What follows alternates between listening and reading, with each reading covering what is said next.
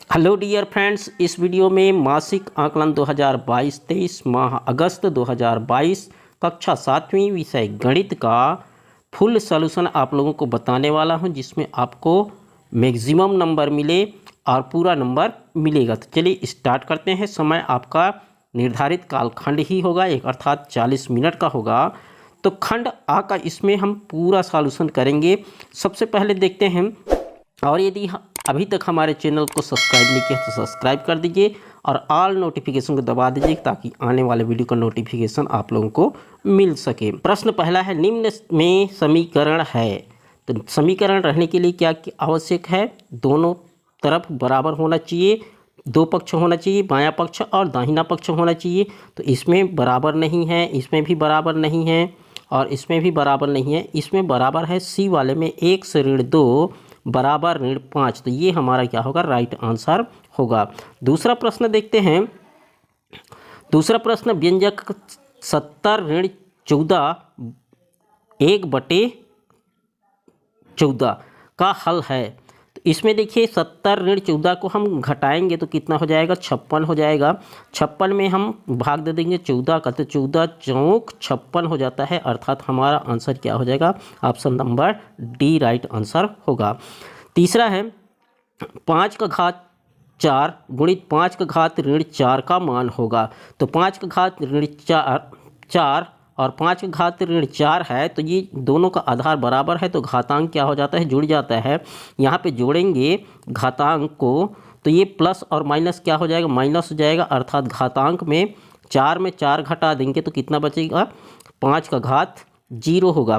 तो कोई भी संख्या यदि 5 उसका घातांक 0 होता है तो उसका मान कितना होता है? 1 होता है। अर्थात हमारा राइट आंसर डी होगा, 1 होगा। प्रश्न चौथा, निम्नलिखित कथनों के लिए समीकरण बनाओ।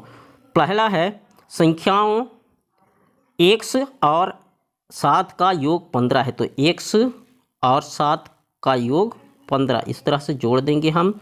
x धन 7 बराबर कितना हो जाएगा? 15।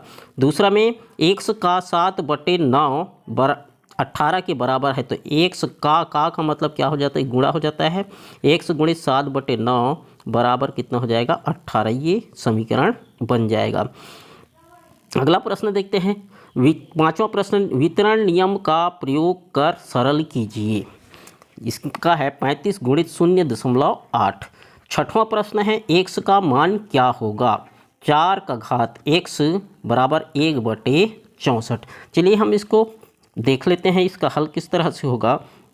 यहाँ पर देखिए, वितरण नियम का प्रयोग करके हल करेंगे तो 35 गुणित 0.8, इसको हम वितरण नियम से क्या करेंगे? 0.8 को 2 भाग में डिवाइड कर देंगे। 1 माइनस 0.2 करेंगे तो उसका आंसर कितना आ जाएगा? 0.8 आएगा। तो इसको 2 भाग में हमने बांट दिया। अब वितरण नियम के अनुसार दोनों का क्या होगा? गुणा होगा। 35 का गुणा 1 से हो जाएगा और उसके बाद 35 का गुणा 0.2 से होगा। तो 35 का 1 से गुणा करेंगे तो 35 आएगा और 35 का 0.2 से गुणा करेंगे तो 7.0 आएगा। अर्थात 35 में हम 7 को घटा देंगे तो कितना आएगा? हमारा आंसर 28 हमारा क्या होगा? आंसर होगा। अगला प्रश्न देखते हैं, x का मान क्या होगा? x का मान ज्ञात करना है हमको। तो x 4 का घात x बराबर 1/64 है, तो 64 का अभाज्य गुणनखंड करेंगे, घातांक के रूप में लिखेंगे उसको 64 को, तो कितना हो जाएगा? 4 का घात 3 हो जाएगा। 4 गुणित 4 गुणित 4, 4 चौक 16, 16 चौक 64 हो जाता है। तो 64 को हम 4 का घात 3 के रूप में लिखेंगे, तो 4 का घात x बराबर 1/4 का घात 3 होगा। अब इसको उल्टा कर देंगे, व्युत्क्रम कर देंगे तो क्या हो जाएगा? अंश हर बन जाएगा, हर अंश बन जाएगा तो क्या हो जाता है? धनात्मक ऋणात्मक में बदल जाता है। घात जो है यहाँ पे धनात्मक है, ऊपर जाएगा तो क्या हो जाएगा? ऋणात्मक हो जाएगा। 4 का घात ऋण 3/1, अर्थात 4 का घात x बराबर 4 का घात ऋण 3। तो हमारा आंसर हो जाएगा x बराबर ऋण 3। ये क्या होगा? हमारा आंसर होगा इस तरह से। 7वां प्रश्न देखते हैं। 7वां प्रश्न, अनीता की आयु उसकी बेटी की आयु की 5 गुनी है। 6 वर्ष बाद बेटी की आयु अपनी माँ की आयु की 1/3 हो जाती है।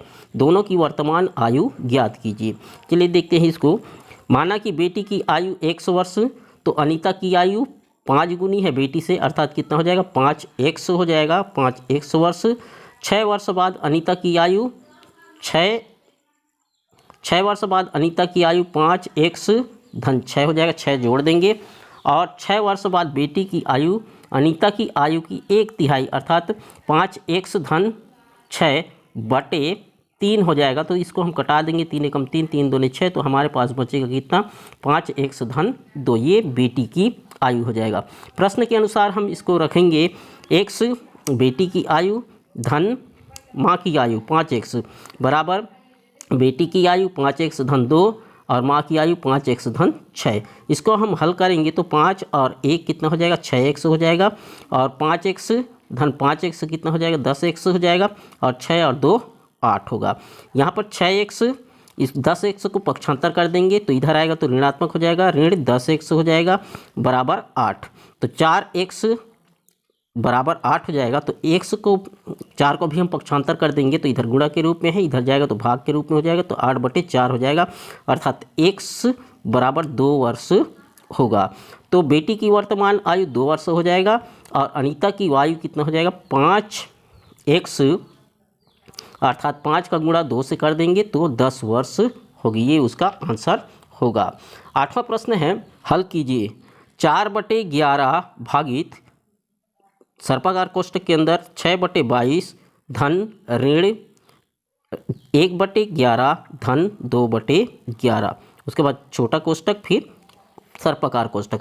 तो हमको सबसे पहले कहाँ हल करना है, ये छोटा कोष्ठक को हल करना है। छोटा कोष्ठक में देखिए हर बराबर है, तो ये एक ऋणात्मक है और दूसरा धनात्मक है, तो क्या हो जाएगा ऋण 1 धन 2 हो जाएगा, अर्थात कितना आ जाएगा 1/11 हो जाएगा। ये छोटा कोष्ठक का हल हो गया। उसी तरह से अब सर्पाकार कोष्ठक का हल करेंगे।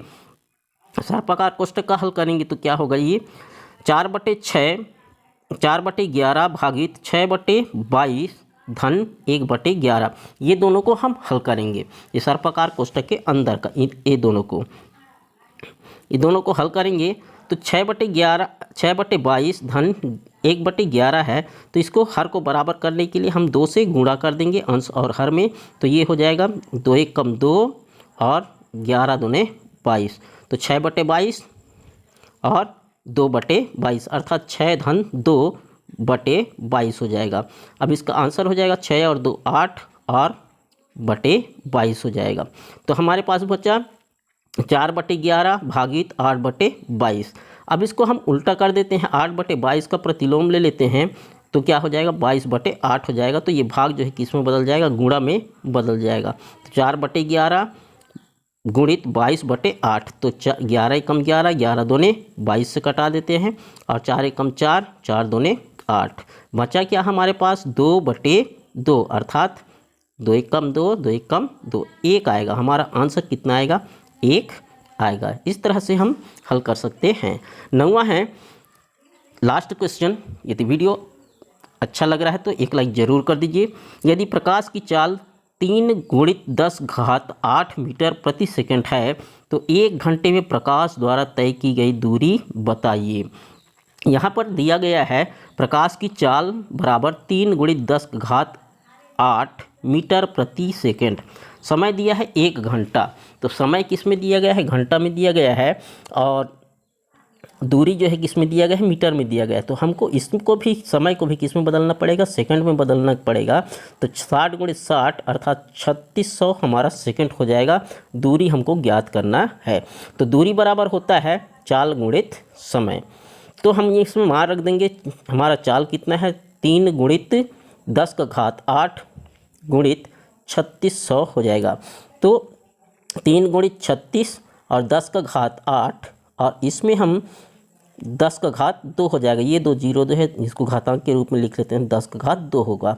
तो 36 तिया 108 हो जाएगा, गुणित 10⁻10 होगा, 8 और 2 कितना हो जाएगा 10 होगा। तो इस तरह से हमारा आंसर हो जाएगा 108 गुणित 10⁻² मीटर। ये हमारा क्या होगा, राइट आंसर होगा। आशा है ये वीडियो आप लोगों को पसंद आया होगा। यदि पसंद आया होगा तो अपने दोस्तों के साथ शेयर कर दीजिए और एक लाइक जरूर बनता है। इसका खंड ब का प्रयोजना कार्य मैं अपलोड कर दिया हूँ। यदि उसका वीडियो देखना चाहते हो तो डिस्क्रिप्शन बॉक्स में उसका लिंक है, जाकर के वहाँ पे देख सकते हो।